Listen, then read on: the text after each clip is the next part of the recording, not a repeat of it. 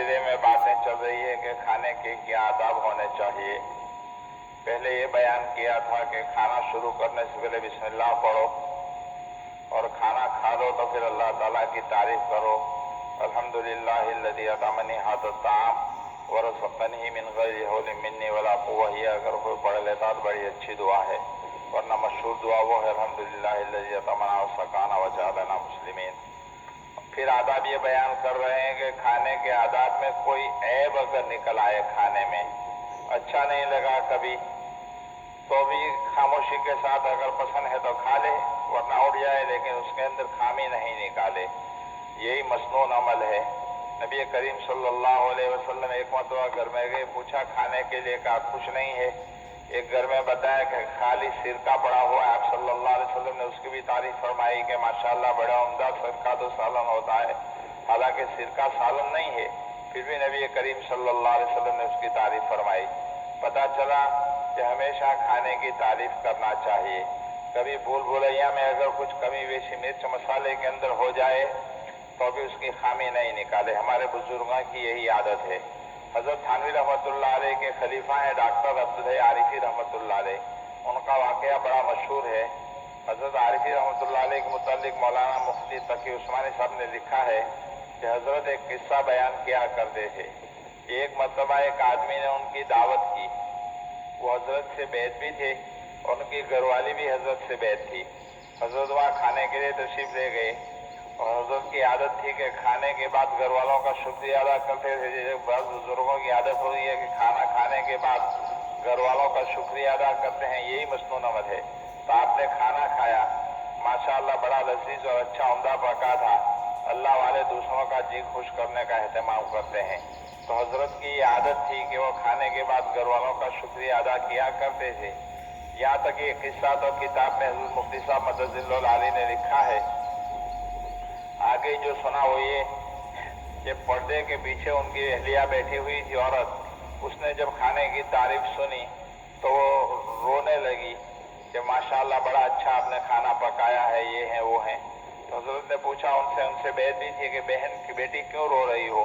तो फरमाया हजरत ये हमारे घर वाले से पूछो, इतने साल से मेरा निकाह उनसे हुआ है, आज तक कभी झूठे मोड़े भी मुंह से भी उन्होंने मेरे खाने की तारीफ नहीं की। हमेशा कुछ न कुछ निकालते ही रहते हैं। उससे पता चला कि ऐसा नहीं होना चाहिए। देखिए हजरत ने एक मरतबा मेहमान के तौर पर खाना खाया और तारीफ करने से घरवाली का कितना दिल खुश हो गया। तो इसी तरह हमें भी चाहिए कि अपने घर वालों को खुश करने के लिए सुन्नत समझते हुए खाने की तारीफ करते रहें।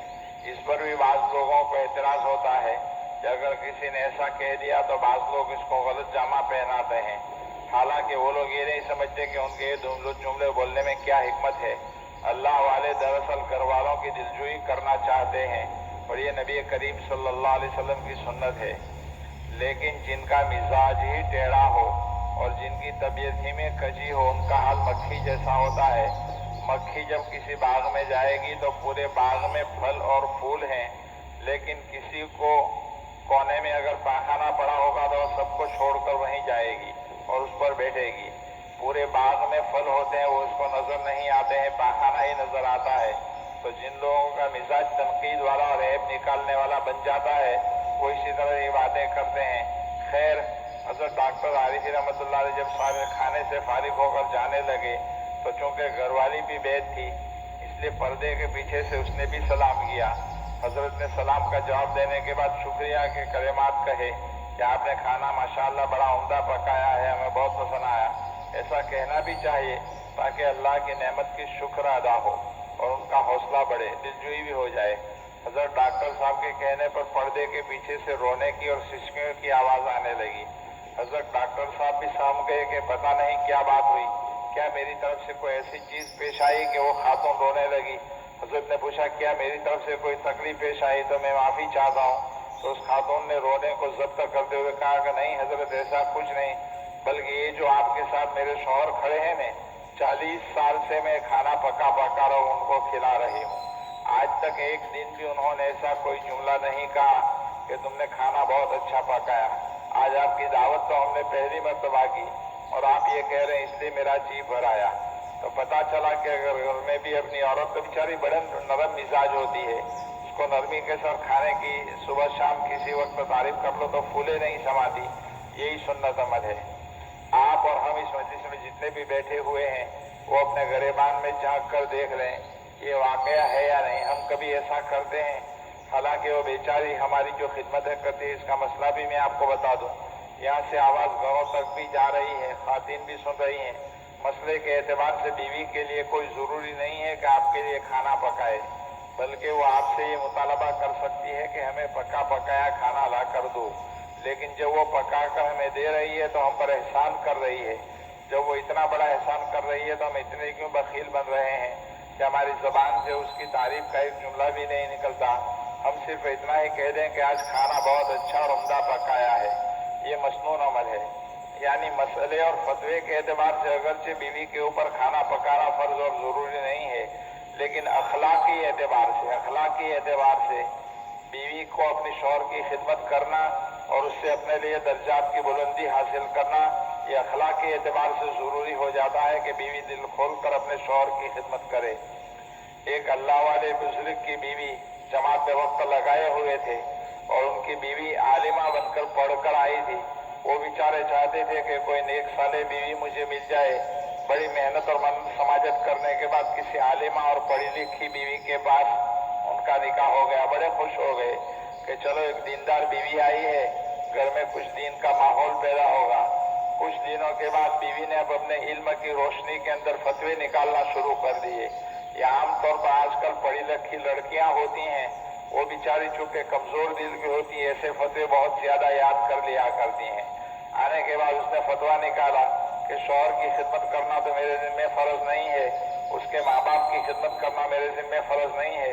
اس نے شوہر کے سامنے بات رکھی کہ میرے سامنے آپ کے ماں باپ کی خدمت کرنا فرض نہیں ہے، مجھے الگ گھر لے کر دو، میں تو الگ سے رہوں گی.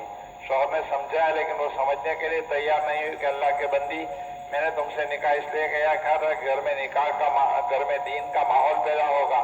یہ کیا تم مطالبہ کر رہی ہو؟ ہم دونوں مل کر کے لیے محنت کریں گے تو ذرا دین کا ماحول پیدا ہوگا. اس نے کہا کچھ نہیں، شریعت کا مسئلہ یہ ہے کہ شوہر کے ماں باپ کی خدمت بیوی کے ذمہ نہیں ہوتی ہے. میں اب تنگ آ گئی ہوں آپ کے ماں باپ کی خدمت کرتے کرتے. چنانچہ وہ اللہ کا بندہ بڑا مجبور ہوا اور مجبوری کے درجے میں کسی عالم کے پاس گیا پوچھنے کے لیے، فتویٰ پوچھنے کے لیے کہ اب میں کیا کروں. عالم کے پاس جا کر بڑی اچھی طرح انہوں نے، عالم سے اچھی بنتی تھی، انہوں نے صحیح کہانی ساری سنائی کہ اس طرح کا مسئلہ ہوا ہے، میں کیا کروں.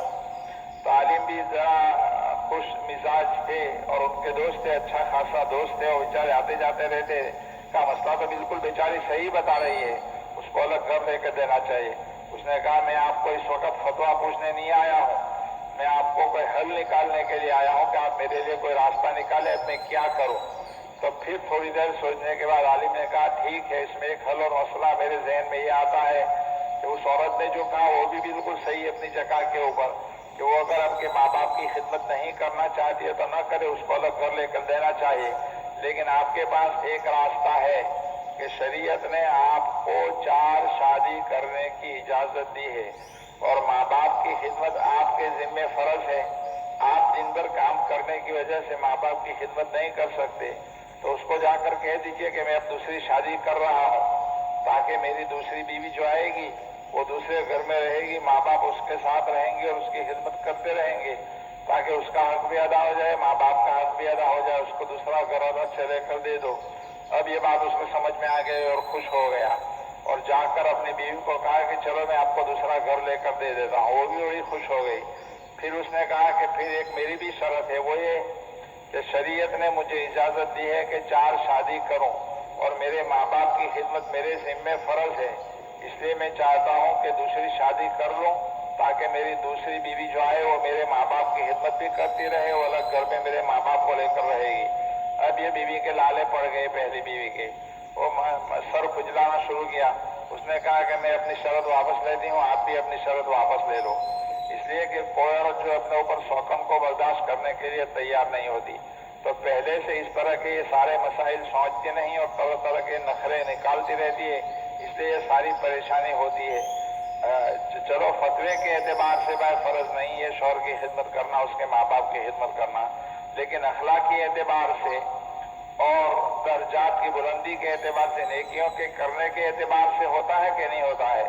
اگر آج کی بیٹیاں اپنے شوہر کی خدمت کرے گی یا اپنے اس کے ماں باپ کی خدمت کرے گی تو کتنی نیکیاں وہ کماتی رہے گی، اور دنیا کے اندر لوگوں کی نظر کے اندر اس کی عزت بڑھ جائے گی، واہ واہ ہوتی رہے گی، وہ الگ سے بات ہوگی۔ اس لیے ضروری ہے ہماری بہن بیٹیوں سے کہ وہ اپنے شوہر کی دل کھول کر خدمت کرے، اور شوہر کے ماں باپ کی بھی جہاں تک ہو سکے خدمت کرنے میں اپنی سعادت مندی اور نیک بختی سمجھے۔ اللہ پاک ہمیں توفیق عطا فرمائے۔ سبحان اللہ۔